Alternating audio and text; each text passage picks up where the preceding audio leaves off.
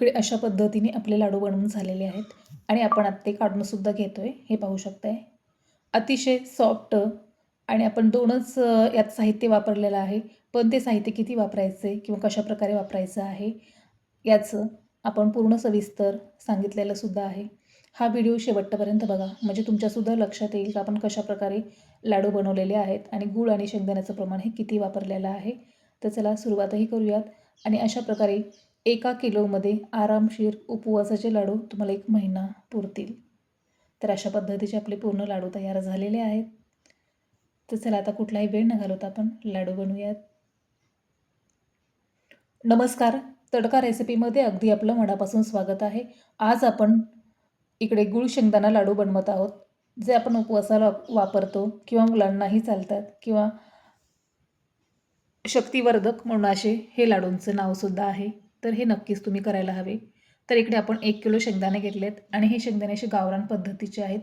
लालसर याचा कलर आहे. तर अशा पद्धतीचे आपण शेंगदाणे घेतलेले आहेत आणि यानंतर आपण इकडे गूळसुद्धा घेतलेला आहे आणि तो इकडे दोन्हीचं प्रमाण आपण 1-1 किलो घेतलेलं आहे. पण आपल्याला गूळ एवढा वापरायचा नाही.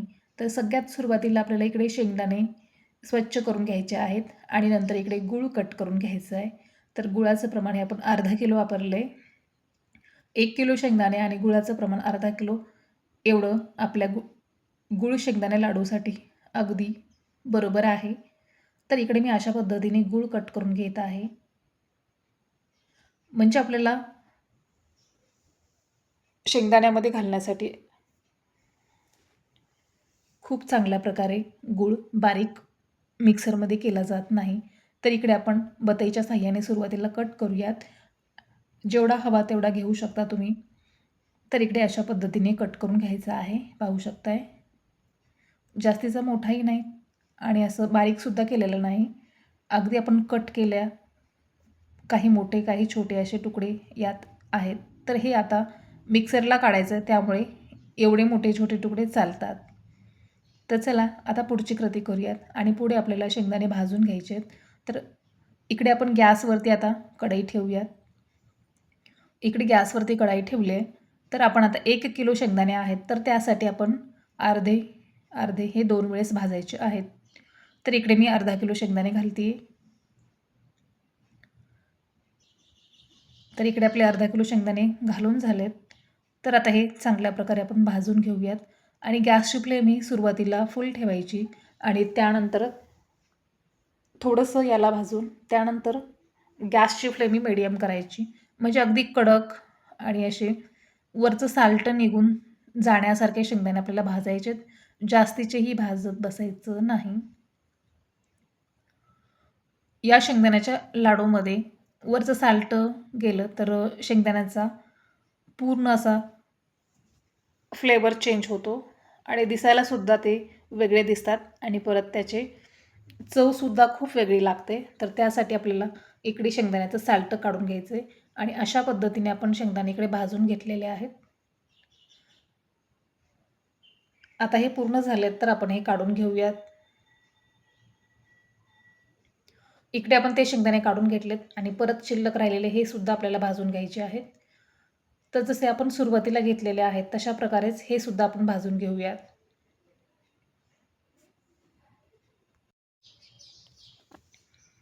इकडे आपले शेंगदाणे भाजून घेत आहोत आपण.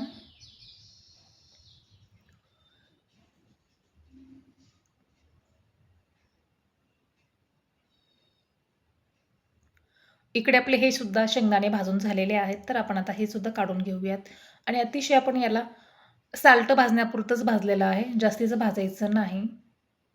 तर आता हे काढून घेऊयात. इकडे आपण शेंगदाणे काढून घेतोय. सुरुवातीचे हे असे ताटामध्ये ठेवलेले आहेत. तर हे दुसरे सुद्धा आपले भाजलेत. आता आपल्याला हे शेंगदाणे सर्व थंड करून घ्यायचे आहेत आणि यावरचं साल्ट काढून घ्यायचं आहे आणि त्यानंतर पुढची कृती करायची आहे. साल्ट तुम्हाला हवं तेवढं काढू शकता, जास्तीचंही काढलं नाही तरीसुद्धा चालतं.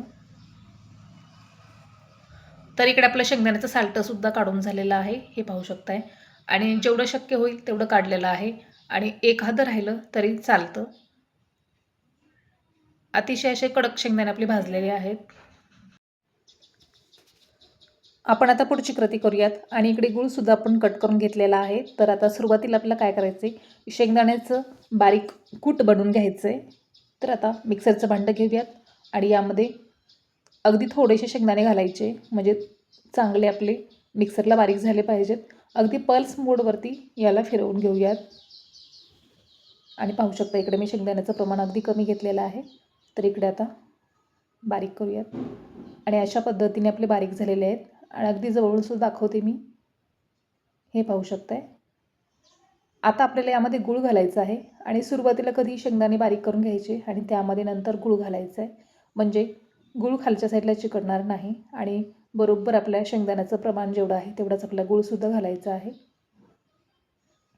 तर हे सुद्धा आपल्याला आता मिक्सरला थोडंसं फिरवून घ्यायचं आहे आणि पाहू शकता अशा पद्धतीने आपलं अगदी बारीक झालं आहे आणि हातामध्ये घेऊनच पाहून असं एकदम एकजीव झालेला आहे आणि अगदी सहज तुम्हाला लाडू बनवता येतो, हे पाहू शकताय. इकडे आपण एक ताट घेतलं आहे, तर यामध्ये आता बाहेर काढूयात आणि अशा पद्धतीने सर्व शेंगदाणे आणि गूळसुद्धा मिक्स करून घेऊयात. अशा पद्धतीने आता मी सर्व करून घेते आहे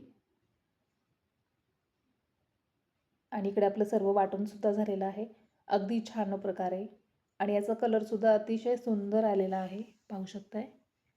तर आता आपण लाडू करूयात आणि सहज लाडू तयार होतोय. जास्त तुम्हाला प्रेस करायची सुद्धा आवश्यकता पडणार नाही. तर चला एक मी तुम्हाला छान प्रकारे लाडू बनवून दाखवते आणि जो आकार तुम्हाला द्यायचा आहे किंवा जी साईज तुम्हाला बनवायची आहे ती तुम्ही बनवू शकता. तर इकडे मी अगदी मीडियम साईजमध्ये लाडू बनवत आहे, जो मुलांनासुद्धा चालेल आणि मोठ्या माणसांनासुद्धा चालेल. अशा पद्धतीने मीडियम साईजचा आपण लाडू बनवूयात. याला बिलकुल वेळ लागत नाही. शेंगदाणा आणि गूळ हे अगदी प्रमाणबद्ध झालं की लाडूसुद्धा छान होतात आणि जास्त दिवससुद्धा टिकतात. यात गुळाचं प्रमाण जास्त करायचं नाही. तर अशा पद्धतीने आपला लाडू तयार झाला आहे आणि पाहू शकता अतिशय गोल साईजमध्ये, मीडियम साईजमध्ये आणि जास्त मोठाही नाही, छोटाही नाही, अशा पद्धतीने आपण इकडे लाडू बनवून घेतला आहे. तर सर्व लाडू मी अशा पद्धतीनेच करते.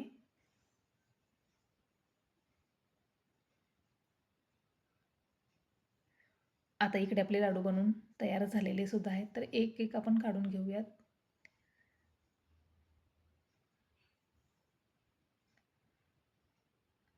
इकडे आपले सर्व लाडू बनवून झालेत आणि हा व्हिडिओ खूप तुमच्या कामाचा आहे.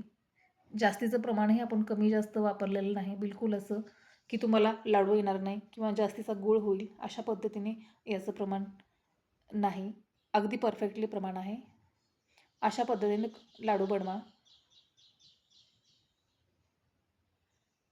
इकडे आपले एक आरामात 1 महिना टिकतील अशा पद्धतीने लाडू, हे पाहू शकताय. अतिशय 1 किलोमध्ये हे लाडू आपले तयार झालेले आहेत. नक्कीच बनवा. भेटूयात आपण नेक्स्ट व्हिडिओमध्ये. तोपर्यंत धन्यवाद.